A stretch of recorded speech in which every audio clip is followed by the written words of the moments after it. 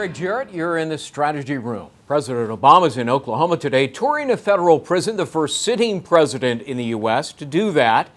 The visit to El Reno Federal Correctional Institution, part of President Obama's push for criminal justice reform in America, which kicked off earlier this week when he commuted the sentences of 46 drug offenders. Joining me today to talk about the president's plan and former prosecutor and legal analyst Tom Kenniff, along with attorney and Fox News contributor Tamara. Good to see you both. So I'm going to start with you, Tamara, because you actually practice pardon law. Interestingly, this president is way behind his predecessors when it comes to pardons, but he's way ahead when it comes to commuting sentences. Right. What do you think of his plan? Well, the problem is that the American public thinks that pardoning is bad, that we're putting criminals back onto the streets. We don't believe in rehabilitation, so we just lock people up and throw away the key. There is, President Obama has granted the largest amount since Lyndon Johnson. That's a long time, and we need to look at how we're going to change the process. Instead of locking people up 60 years, 100 years, lifetime for non-violent drug offenders. We are not talking about rapists and murderers. What do we do about people who get caught delivering drugs, making a bad decision at 19 to 20 years old? Yeah, you know what's amazing to me is that there are 2,000 nonviolent drug offenders doing life sentences right now in federal prisons. Let's put up the other numbers that we have for you. 208,000 people in federal prisons, 48% for drug offenses, $80 billion of the cost of incarceration in 2010. Who pays for that? Well, you do, the American taxpayer. There's bipartisan support for this, right? Yeah, of course there is. I mean, look, this is a bipartisan issue on the one hand, and the motivations may be different. I think on the one hand, you have Republicans who are saying, look, we don't want to pay for this. I mean, you look at those statistics and you say, the country is broke, our infrastructure is crumbling, but we're spending how many billions of dollars to incarcerate non-violent offenders? Now look, you know, Mark Twain said there's lies, damn lies, and statistics, right? So, you know, any statistic you have to look at and say there may be more than meets the eye. Some of those drug offenders may have been part of conspiracies that while they weren't committing the violence themselves, certainly there were drug trafficking organizations that involved violence, and not every one of those sentences may be uncalled for. But when you have 48% of the people, almost half the people that are sitting in federal prisons, remember, I mean, crime control generally it's supposed to belong to the states.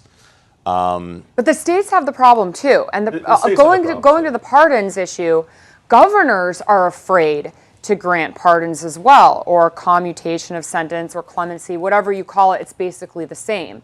They're afraid because it's used as a tool by an opponent to say that you're soft on crime. So I remember even speaking to Governor Huckabee once. He said, you know, you don't win doing this because your opponent uses it against you. But Tamara, and I agree with you, but the wins have changed, certainly at least in terms of drugs. I mean, first of all, you know, we're much more socially liberal than we were, you know, 40 years ago during the 1960s and 70s when legalizing pot just you know, a lot of these are you know, on the federal level, they're Nixon era policies. On the state level, of course, in New York, we know the Rockefeller era drug laws. You know, there has been a tidal shift. I mean, it's been incremental, and it's certainly only, I think, accelerated in the last 5 or 10 years with the legalization of marijuana. You know, the idea that we're going to fight the quote-unquote war on drugs by locking people up, even conservative Republicans don't feel that way anymore. Yeah, you know, the president's argument picked up by just about everybody on both sides of the aisle is that the punishment doesn't fit the crime. Boy, you look at some of these sentences, and it is absolutely true what the president is saying. So Congress needs to get involved. Yesterday we heard the president say, hey, I'm optimistic that intelligent legislators in both the Republican and Democratic side, I know that's an oxymoron, are in favor of this. Well, you bring up the point about Congress and legislation. These are laws that when somebody is arrested at the state or the federal level, the law specifically says if you're caught with X amount to X amount, you have a minimum of 6 years, a maximum of 30 years, and depending on how willing you are to cooperate or what your background is, they can give you within that way, that frame. But the problem is that if you're at the bottom of the mandatory minimum, but it was your first offense, they can still say, you know what, there's nothing I can do. You have to serve 10 years because that's at the bottom of the sentencing guidelines. Right, and Tamara hit it right on the head. I mean, the crux of the evil here is those two words, mandatory minimum. Now, I'm a former prosecutor. Prosecutors love mandatory minimums. Why? Not necessarily because it allows them to lock people away for a long amount of time, but it gives them unbelievable leverage in a criminal case.